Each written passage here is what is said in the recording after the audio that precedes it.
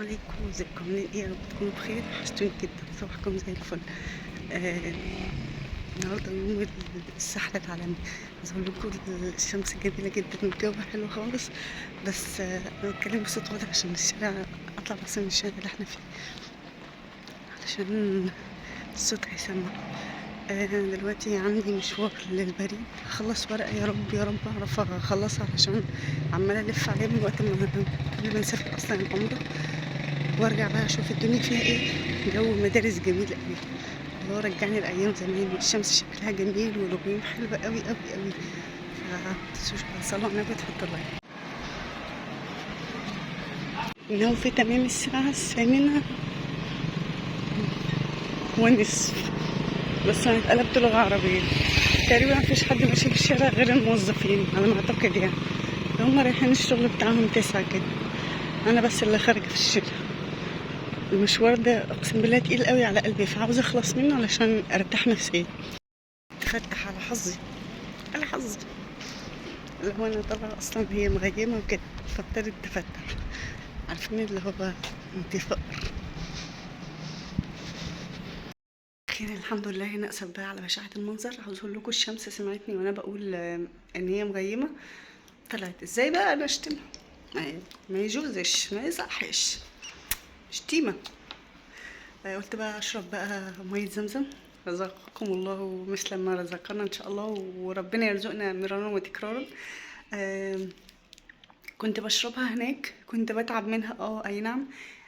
بعد ما جيت هنا بتعب منها اضعاف، بس مع ذلك برضو بحبها وبشربها. عاوزه اقول لكم بتفرق معايا كتير، ربنا يا رب ما يحرمناش منها. بس هشرب بقى شويه واقوم بقى اشوف اللي ورايا. عندي حاجات كتيره جدا جدا جدا عاوزه تخلص. الاوضه محتاجه تترتب، والشنطه محتاجه برضو كمان تترتب، والدنيا زي الفل. فاقوم بقى. الازازه دي لقيتها حاسه ان هي مقفوله، مش عارفه، مشكوك فيها، هجيبه حاجه تانية. جبت واحده واقعد كده واشرب. برضو التانية مقفوله تقريبا شكلها، مش عارفه. هما ما كانوش بيوزعوا لنا زمزم، وزعوا زمزم اللي هي معلبه. فانا خوفي احسن يكون مثلا، بسم الله، احسن تكون يعني ميه كانت اللي هي معباه، وانا بشرب كده على اساس ان هي زمزم. بصراحه المقلب اللي اتعمل فيا مكتوب عليها ما شاء الله اللهم بارك. احلى حاجه عجبتني فيها، بس مش عارفه تظهر لكم ولا لا: آداب الشرب: الشرب باليمين جالسا، التسمية: الشرب ثلاثا، الحمد في آخره. بسم الله. ربنا يا رب يرزقكم كلكم. عاوزه اقول لكم الخروجه اللي انا خرجتها الكام دقيقه دي بره، يعني انا راجعه ظهري حاسه ان هو متكسر. يا ريتني ما كنت خرجت، قدر الله مش هفعل. بس المشكله ان الموضوع اصلا يعني كان لازم ان انا اخرج. انا ما اتاخرتش، بس رحت ورجعت على مرتين تقريبا. يعني رحت ونسيت البطاقه، ورجعت اخدتها ورجعت تاني. فحيره، انا بحير نفسي بنفسي. يلا بقى هشرب، نشوف بقى هنعمل ايه علشان ما اطولش عليكم والفيديو ما يكونش طويل. هوني بقى على بشاعة هذا المنظر، انا بطلع هدومي من الدولاب، هدخل الصيفي واخرج الشتوي علشان ارتب الدولاب قبل ما اسافر ان شاء الله. وكمان برضو في هدوم معايا هنا، فهاخدها عشان انا بحتاجها، وفي حاجات كده مش بحتاجها اصلا ولا هنا ولا هناك، فملهاش لازمه، ودي هسيبها كده. عايزه اقول لكم الدنيا ضلمه جدا خالص، يعني انا الاضاءه اللي انتوا شايفينها دي اضاءه فلاش. فالكهرباء بصراحه بتعمل معانا حركات ومواقف جدعانه قوي يعني. بصوا، مبدئيا الرف ده انا مش هاخد منه اي حاجه، انا طايله بالعافيه على فكره، طايله بفضل الله والله العظيم. يعني الدولاب عالي قوي، واخر رف ده تقريبا متعب جدا بالنسبه للقصيرات اللي زي، فالدنيا وحشه قوي. هبتدي بقى ان انا اطلع ان شاء الله الهدوم ريحتها حلوه، بس طبعا ده ما يغنيش عن انها لازم تتغسل. هطلع فيه حاجات محتاجاها، وفي حاجات مش محتاجاها، وفي حاجات مش لاقياها، فانا هشوف ده عاوزاه معانا ان شاء الله. مش عارفه البنده الزيتي دي اصلا هاخدها ولا لا. دي بندانات انا مش كنت بلبسها الاول قبل ما تطلع البندانه السوري من كام سنه تحت البني او تحت الخمار.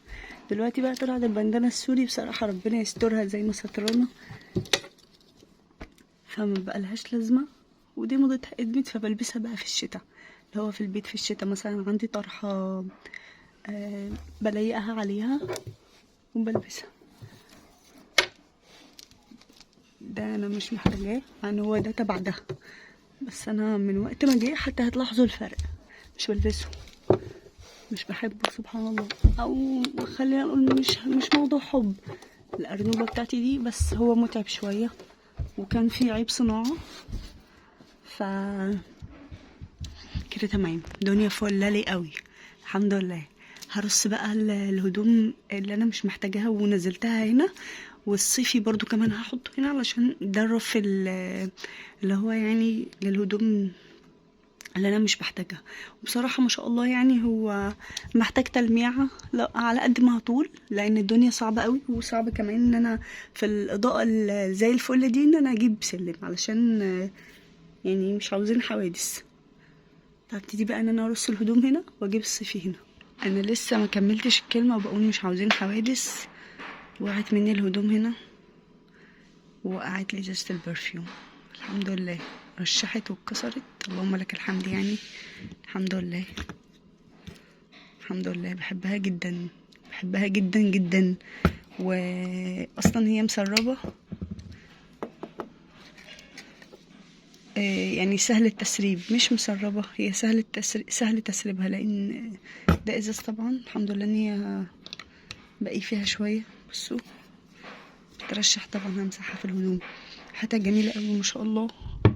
زعلت قوي والله ان هي وقعت، يلا الحمد لله هنزلهم بقى. انا رجعت في قراري في حاجه، مش هاخد كل الهدوم البيت اللي انا نزلتها من هنا، هاخد منها جزء والجزء التاني هسيبه، لان انا افتكرت ان الشنطه طبعا الهدوم بتاعه العمره فمعايا، والهدوم اللي انا كنت واخداها والهدوم الصيفي هرجع بيها تاني. انا بس هرتب هنا الهدوم الصيفي اللي هي كانت هنا في الدولاب، فافتكرت ان الدنيا هتبقى كده كتير عليا قوي قوي، ووزني هيكتر، ف مش هاخد بقى كل الحاجه، ابتدي بقى ان انا ارتب الحاجه دي هنا كده على الشماعه. ده الطقم ده انا كنت جايه بيه، عاوزه اقول لكم فيه حاجات كتيره جدا انا مش فاهماها ونسيتها. الجيبه دي تقريبا بقى لها كتير قوي ما اتلبستش.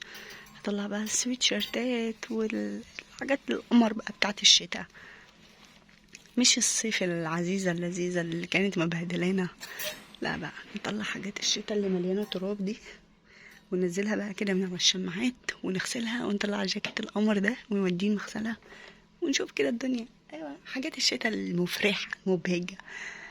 عاوزه اقول لكم انا معظم دولها ما بلبسهمش غير وانا تعبانه حرفيا بجد. السويت شيرت ده انا بحبه قوي، الزهري اللي هو زي اللي في ايدي ده بتاع ساره، والاحمر ده اتقفلت منه بسبب التنمر.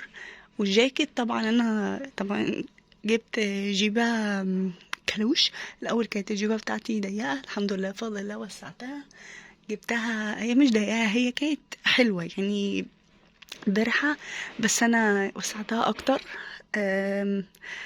الحمد لله الحمد لله يعني بفضل الله. فالجاكيت ده غالبا مش هعرف البسه عليها، لان محتاج جيليه، او اللي هو جاكيت الجينز ده حاجه تكون صغننه كده، او حاجه تاني، وده طبعا صعب. همشي نفسي طبعا بالسويتشيرتات، عشان تعرفين ان الجاكيت ده بقى عمل رقم يعني الايام دي، فصعب جدا ان انا اجيب غيره يعني. ان شاء الله باذن الله ربنا يرزقني، بس عارفين فكره اللي هو انا مش حاطه في دماغي اصلا ان انا اجيب حاجه فهي الدنيا بتبقى صعبه بالنسبه لي، يعني صعبه قوي لما اقتنع اصلا ان انا اجيب حاجه تانية.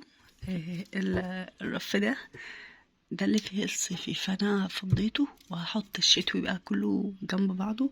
هبتدي بقى ان انا المع الارفف دي، لان اللون ده بيطلع في الايد، بعيني منه والله بقى لي كذا سنه، شايفين من وقت ما جبناه، مع انه هو اصلا الدولاب مش قديم قوي يعني، بس شايفين التجريح اللي فيه ده بسبب ان انا بحاول ان انا اشيل اللون، فمش عارفه والله يعني.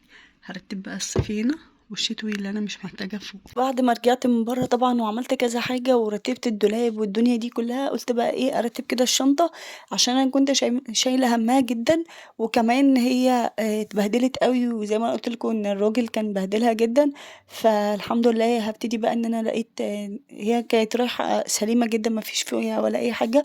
جبتها كده، وبعد ما نشفت واتظبطت ورشيتها كده معطر ونطفت وبقت زي الفل. قلت بقى اقول بسم الله وارتب فيها الحاجة، لقيت فيها شوية كده قطعات. مش عارفة القطعات دي جاية لها منين، بس ان شاء الله بإذن الله ربنا يكرمني وهجيب واحدة جديدة. مع انها عزيزة عليا جدا، ولو لفيت الدنيا كلها تقريبا بدون مبالغة مش هحب شنطة زي الشنطة دي بجد، لان دي كانت جاية لي هدية. واصلا هي من الخارج مش من مصر اصلا. فعارفين الحاجة اللي هي بتبقى الماتيريال بتاع زمان، اللي هو الماتيريال النضيف ده. فانا بحبها جدا، وحتى لو ماتيريالها مش نضيف فعلا هي تعبت معايا وشالت معايا حاجات كتيرة جدا، وليا معاها ذكريات من أيام الجامعة. وبتستحملني وهي بتشيل بصراحة، برغم إن حجمها صغير بس لأ هي بتشيل. وكمان آمم، أنا باحبها، بارتاح لها، عارفين اللي هي شنطة بتحسّوا إن هي بتستحمل فعلًا. فأنا جِبت كده خيطة وهابتدي بقى إن القطعات اللي هي في الcover الداخلي ده هابتدي إن أنا أخيّطها. للأسف ما لقيتش خيطة بُني، ما قابلتنيش. إحنا عندنا بُني وكل حاجة، بس دوّرت عليها كتير وأنا شِبه ضيفة كده في الشقة فمش فاكرة. فقُلت بقى هاخيّطها مثلًا يعني لون يكون قريب ليها، وجِبت المقص برضه. هابتدي بقى إن أنا أخيّط الحاجات دي عشان ما توسعش أوي، عشان ما تكبرش، لإن دي تقريبًا مش قطعات، لأ هي زي عارفين إن لمّا يكون مثلًا سكينة معوّرة حاجة. فأنا خُفت بقى أحسن يعني تعورني، وأنا كده أصلًا يعني تعورها أكتر وتعورني، لإن الفتحات دي بتدخّل على الحديد اللي هو ماكسي بيش الشنطة. فده اللي كان مخلّيني مركّزة عليها أوي. برضه كمان كنت خايفة منها جدًا، لإن فيها صامولة كده أو فيها مسمار كبير، فالمسمار الكبير ده هو تقريبًا هو ده اللي بيجرّح بيخربش الدنيا كلّها. بُصّوا خيّطتها كده، وكنت جايبة بقى الهدوم بعد ما رتّبت الدولاب وضبّطت كده الدنيا. جِبت بقى الهدوم وهدوم أخويا اللي أنا هاخدها له برضه كمان معايا، والهدوم اللي أنا كنت جايباها، وسِبت هدوم كتيرة جدًا هنا. أنا باحتاجها جدًا وبابقى عاوزة آخُدها وباحبها ومريحة أوي في اللبس. يعني معظم دريساتي مش هاخدها وزعلانة أوي. وكمان زعلت أكتر إن اكتشفت بعد ما الإضاءة بقى بتاعة الشباك وكده خدت بالي، لسه واخدة بالي منها دلوقتي، إن الهدوم السمرا كلّها اللي أنا كنت واخداها معايا العُمرة، أو الهدوم كلّها هي كان عمومًا أسمر وكحلي وما كانش إلا الدريس اللي هو البنفسجي ده، كنت واخدة غوامق كلّهم اتبهدلوا وبُصّوا نازل عليهم زي كلور كده، فحاجة كده والله العظيم أنا كنت هاعيّط بجد. فصعبت عليّا أوي الهدوم اللي اتبهدلت دي. فالحمد لله يعني أكيد مش هاخدها، ركنتها كده وما خدتش بس إلا العباية السمرا اللي أنا جايباها جديد. خدتها وقُلت بقى إيه، يعني حتى لو هي متبهدلة بس ما ينفعش إن أنا مثلًا لازم يبقى معايا عباية سمرا. عارفين اللي هو الألوان السمرا دي أو الحاجات السمرا دي بتبقى لا قدّر الله، يعني ربنا يا رب ما يكتب علينا حاجة وِحشة. بتبقى مثلًا للطوارئ، يعني بابقى نازلة مستعجلة. بتبقى أفضل، وبرضه كمان يعني مُريحة. وبالبسها على أي خمار أو على أي طرحة، وبانزل أجيب حاجة لو أنا مستعجلة، عاوزة أجيب حاجة من السوبر ماركت، عاوزة أجيب حاجة مثلًا من السوق أو كده، فبتبقى يعني للطوارئ. فهابتدي بقى إن أنا أطبّق كده الهدوم، وطبعًا الشنطة ما شالتش لإن أنا كنت واخدة الهدوم اللي أنا قُلت لكم عليها، اللي أنا كنت جايباها اللي هارجّعها تاني. ومش الهدوم اللي هي اللي اتبهدلت، لأ الهدوم التانية، وبرضه كمان الهدوم الشتوي. أنا مش هاتأخّر إن شاء الله بإذن الله، يعني هُم كام يوم.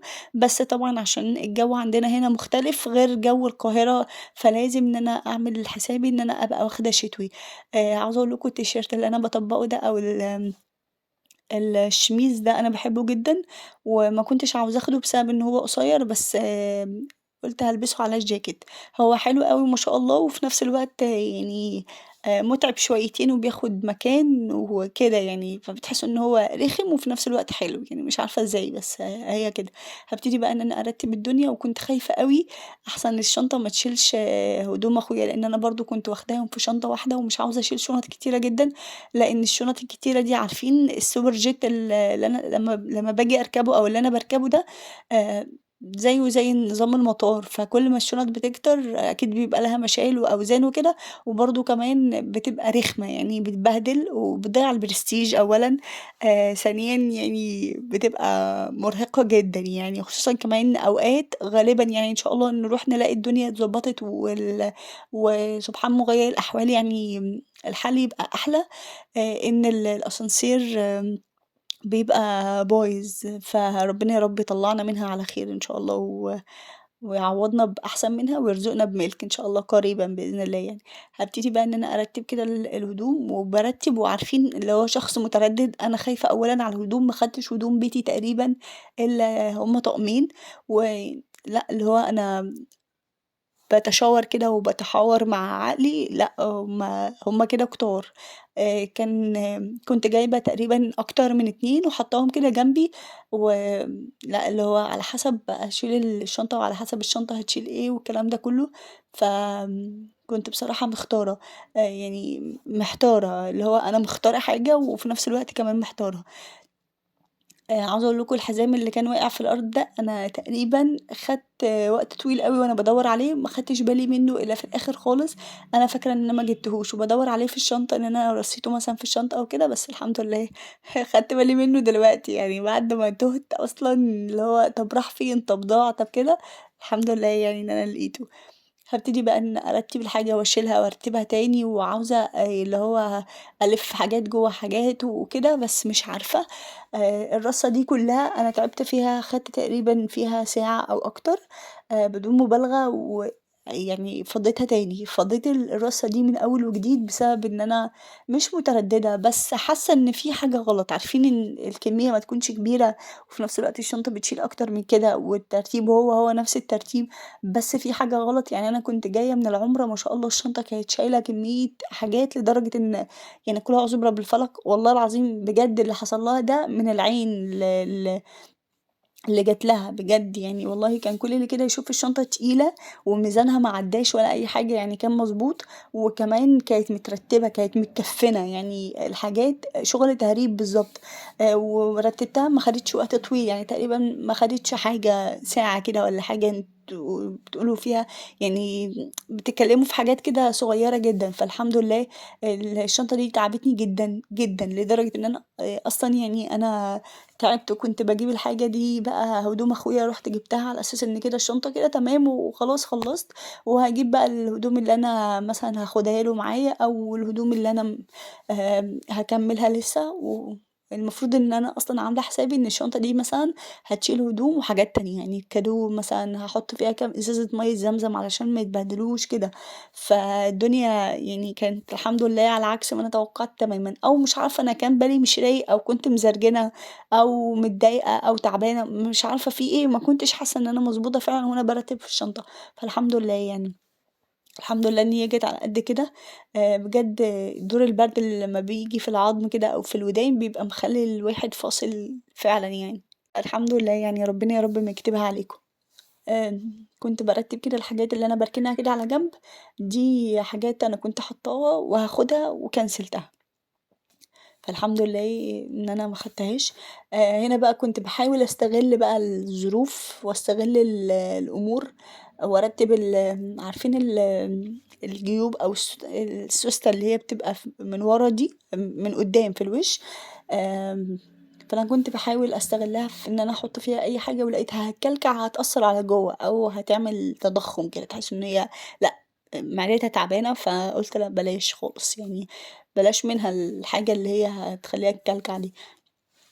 رتّبتها كده ورتّبت الورق وطلّعت العلاج منها أصلًا لو أنا كنت حاطاها في المكان ده علشان وقت ما كنا في العُمرة، فطبعًا ما كانش ينفع إن هي هتعدّي في المطار، فحطيتها جوّه وأول ما رُحنا طلعتها برّه علشان أفتكره، ورُحت هناك برضه و وكنت تايهة عليه وبادوّر عليه كتير، فطلّعته بقى علشان ما يحصلش معايا نفس الموقف، لإن السوستة اللي هي برّه دي أو في الوش دي بتبقى يعني دايمًا متعودة على إن هي بتبقى فاضية، فهي فاضية مش بادوّر على أي حاجة فيها، فالتعوّد بيبقى وِحِش جدًا، يعني هابتدي بقى إن أنا أطبّق حاجات كده اللي هو أنا باحس إن هي فعلًا ما لهاش لازمة وهي ليها لازمة وأنا باستخدمها، بس أنا من كتر ما المكان مش شايل لأ، أنا شايفة إن لأ هي ما لهاش لازمة بسبب المكان والله بيبقى غصب عني يعني. الحمد لله. عاوزة أقول لكم لو وصلتوا لحد الحتة دي ما تنسوش تصلّوا على النبي وتحطوا لايك، أهم حاجة اللايك بقى علشان شجعوني والله العظيم أنا بازعل أوي لمّا بالاقي الreach بتاع القناة واقع أو كده، فشجعوني عشان إن شاء الله بإذن الله أرجع بقوتي بقى بعد ما أخف من تعب العُمرة وما بعد العُمرة، علشان الدنيا بتبقى متكركبة، عارفين اللي هو الواحد بيبقى نفسيًا كده محتاج دعم، ف لو حطيتوا لايك إن شاء الله بإذن الله يعني أحاول أفوق شوية كده، اللي هو اللايك بتاعكم هيفوّقني كتير والله. بُصّوا الهدوم اللي أنا باحطها كده على الكنبة أو على الكرسي دي اللي أنا مرتباها من جوه أو مطبقاها مثلا اللي هي الصيفي وهدخلها أو مش هاخدها معايا وكده. هبتدي بقى إن أنا أرتب بقى الحاجة وأعيد وأزيد كده وعارفين أنا فضلت تقريبا اليوم كله ضاع في ترتيب الشنطة مش عارفة في ايه بس الحمد لله يعني هو كان يوم لذيذ ولطيف وكله بركة وأيام ربنا والله كلها حلوة. بس الفكرة في إن الحاجة لمّا بتُقف كده قصادنا أو بتخلّينا نتضايق، هي فعلًا بتبقى دي بتسبب لنا مضايقة، وكمان بتبقى تقيلة، لأ على عكس الحاجة اللي بتبقى خفيفة كده وعارفين سلسة كده وبتجري بسرعة، وبتحسّوا إن أنتم لأ ما تعبتوش فيها، وكمان هي ما تعبتكوش، يعني أنتم ما تعبتوش وهي ما تعبتكوش، لإن في أوقات الحاجة بتبقى سهلة وخفيفة بس الواحد بيبقى تعبان فبيبقى حاسس إن هو بيعملها بمجهود ومُرهق ومُجهد زيادة عن اللزوم، فبتبقى يعني تقيلة حتى لو هي خفيفة. فالحمد لله يعني يا رب ما يحرم أي حد من صحته ولا عافيته، ويرزقكم الصحة والبركة في الوقت وفي العمر وفي الرزق وفي كل حاجة، عشان عاوزة أقول لكم البركة دي أحلى حاجة في الحياة، حرفيًا ربنا يا رب ما يحرمنا منها ولا في مال ولا في ولد ولا في رزق ولا في أي حاجة.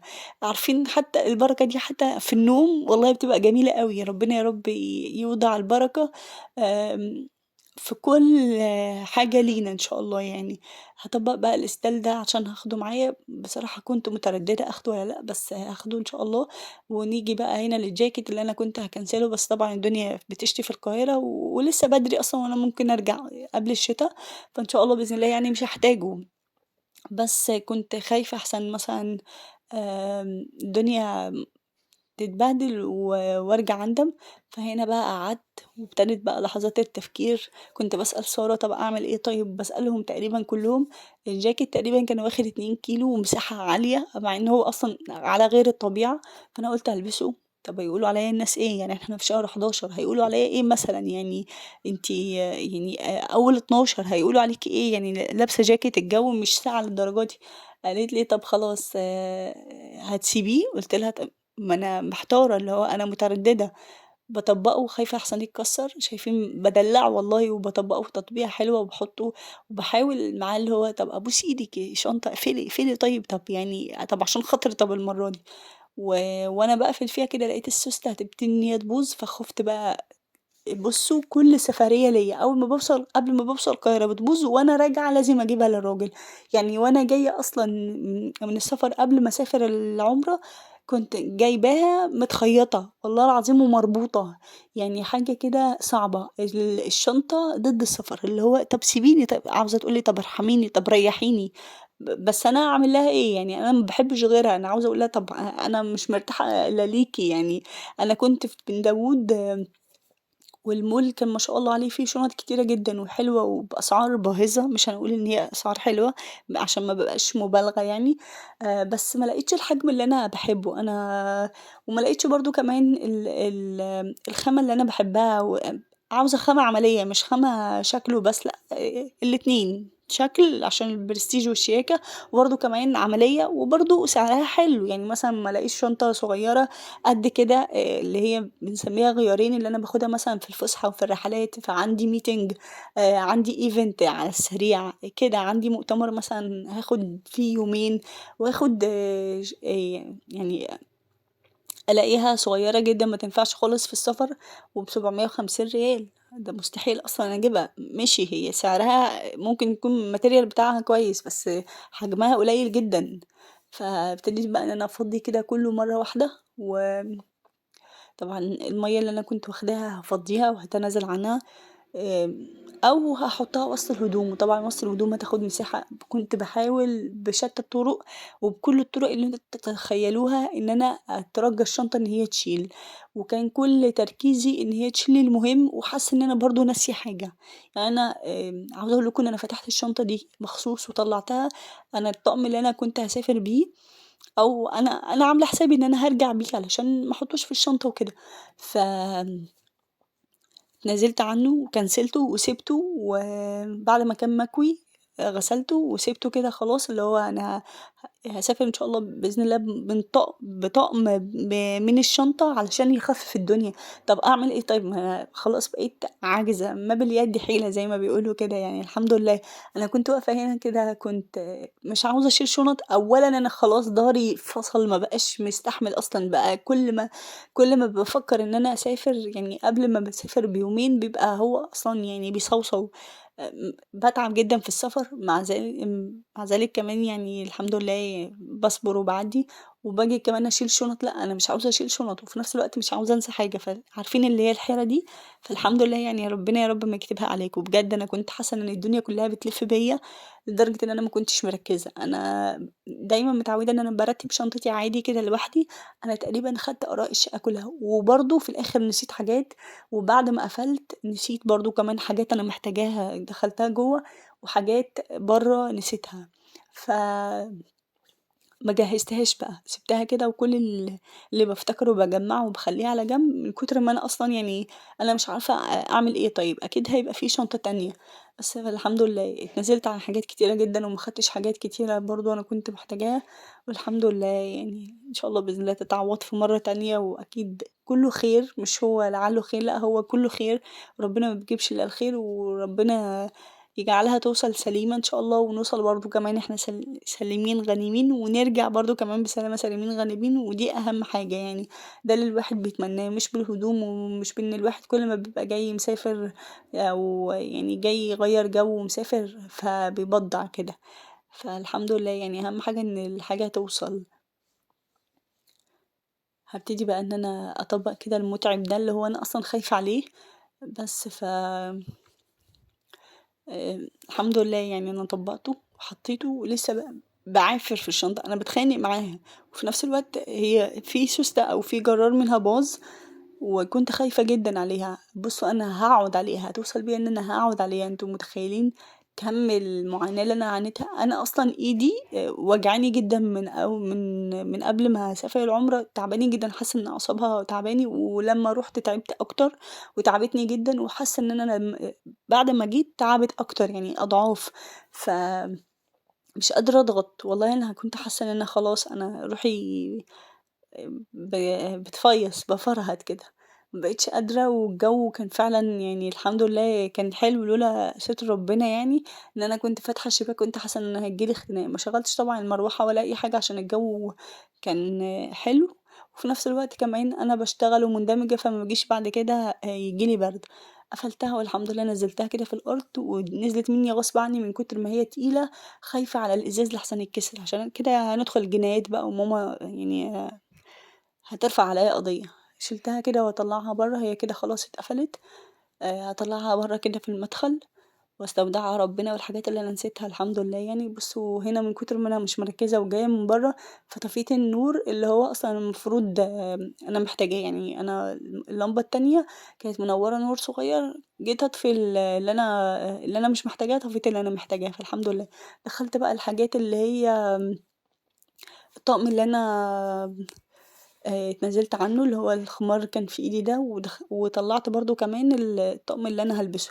بُصّوا وده كان مسك الختام وأحلى حاجة حصلت في اليوم بجد، ونسّتني كل التعب اللي أنا مرّيت بيه ده. ماما كان نِفْسي بجد مع إني قليل أوي إن أنا أطلب حلويات، بس الحمد لله كان نِفْسي إن أنا آكل كنافة اللي هي كنافة فنجان، فماما عملتها لنا بجد كانت حلوة جدًا، كانت لسه طالعة من الفرن. طريقتها سهلة جدًا وبسيطة وحلوة جدًا وخفيفة. بُصّوا شكلها كده دهبي وجميل. هنبتدي بقى إن إحنا نزوّدها السيرب بتاعها. وما شاء الله يعني كانت ريحتها تحفة بجد وتسلم إيديها والله العظيم اليوم يعني بقى خفيف بسببها. باحبكم جدًا في الله، ما تنسوش بقى تحطّوا لي لايك. أهم